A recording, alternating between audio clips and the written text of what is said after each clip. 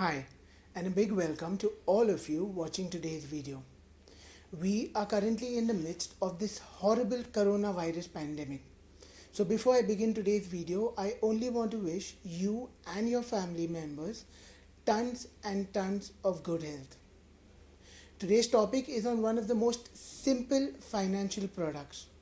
Everybody has this product, but if you did not already have it, a government initiative in 2014 would have ensured that you got it. Pretty sure by now you know what I'm talking about. Today's topic is on saving accounts. But wait, I have made this video really interesting for you. So today's video is divided in three parts. Part 1, I'll share some information that you probably did not know about. Part 2, we will compare features of saving accounts of three of India's top banks. And part 3, I'll give you some do's and don'ts when it comes to handling and managing your saving accounts. So stay tuned. Hi, I am Russell McGill, an independent financial advisor working closely with clients helping them meet their financial goals. On my channel on YouTube, I simplify banking and financial products so you can understand them better and you can meet your financial goals in a more efficient manner. If you have not yet subscribed to my channel, go ahead and click the subscribe button. Also click the bell icon so you are intimated of every time I upload a video. So saving accounts, as the name suggests, is nothing but a bank account that has been opened for the purpose of savings. At times people confuse the amount kept in these accounts for an investment. Now that's completely wrong. Corporates also use these accounts to credit salaries of their employers. You will earn an interest on the day end balances kept in these accounts. At present, the current interest rate paid on savings account is approximately 3.25%.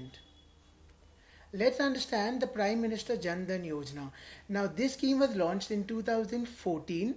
It is nothing but a financial inclusion scheme that gave basic financial services, that gave access to basic financial services to Indian citizens. Under this scheme, an Indian citizen not having any bank account could visit any bank of his choice, private or public, and open a zero balanced account. With this account, what did he get? 1. Interest on the deposit that he kept. 2. An accidental insurance of 2 lakhs. And 3. A life cover of 30,000 payable upon death of the depositor subject to certain conditions. As of 13th May 2020, a whopping 38.57 crore accounts were opened under this initiative, with a balance of 1.36 lakh crores. Now, out of this balance, 80% of this amount was with public sector banks, 3.25 with private sector banks, and the remaining with regional rural banks. Before we move on to the next part, I have a question for you. Which topic or which financial product would you like me to simplify and upload in a video? Let me know in the comments below. So now we compare features of three of India's top banks. Now this is not a paid promotion in any way. All data has been collected from the official website and on a best effort basis. The banks we compare are HDFC Bank, ICICI Bank and State Bank of India. Now HDFC Bank was founded in 1994. It has more than 5,000 branches and 12,000 ATMs. ICICI Bank was also promoted in 1994. It has more than 5,000 branches and 15,000 ATMs. When it comes to State Bank of India, the history is a little interesting. Bank of Bengal, Bank of Bombay and Bank of Madras was merged and Imperial Bank was formed. Imperial Bank was renamed as State Bank of India on 1st July 1955. The average monthly balance requirement in these three banks, in HDFC Bank it is 10,000 rupees, ICICI Bank 10,000 rupees, and State Bank of India has an average monthly balance requirement of only 3,000 rupees. While HDFC Bank issues 20 free check leaves per year, ICICI Bank issues 20 and State Bank only 10 free check leaves per year. Any additional checks ordered by you are chargeable.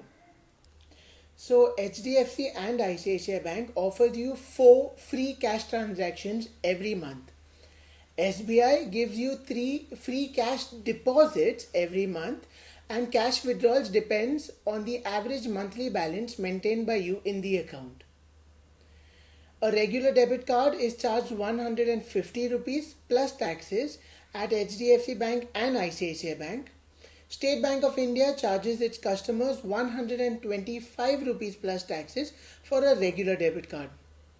Now, all of the three banks that we're talking about gives you direct banking facilities such as internet banking, mobile banking, phone banking, email statements and passbooks, and Insta alerts over email and SMS.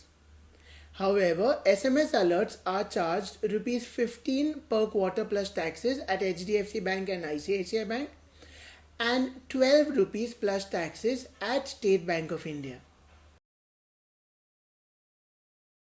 So we are now at the most important part of this video, do's and don'ts when it comes to your saving accounts. Number 1, know your account really well. The average monthly balance, the features offered, and the charges that apply to your account.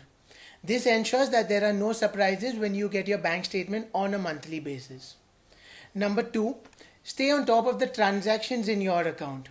It's a good idea to have direct banking facilities like net banking, phone banking, mobile banking, so you can periodically review the transactions that take place in your account and stay on top of it to avoid any fraud or misuse of your account. Number 3, do not log in to your direct banking on an external device or a non-personal laptop or mobile. Do not sign into internet banking or mobile banking on a friend's laptop or at a cyber cafe. I would completely avoid doing this. Number 4, keep a tab on your spends.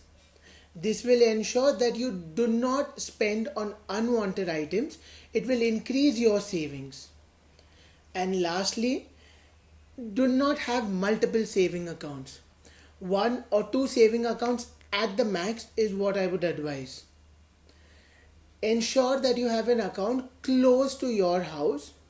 However, all direct banking channels need to be activated so you can bank from the comfort of your own home.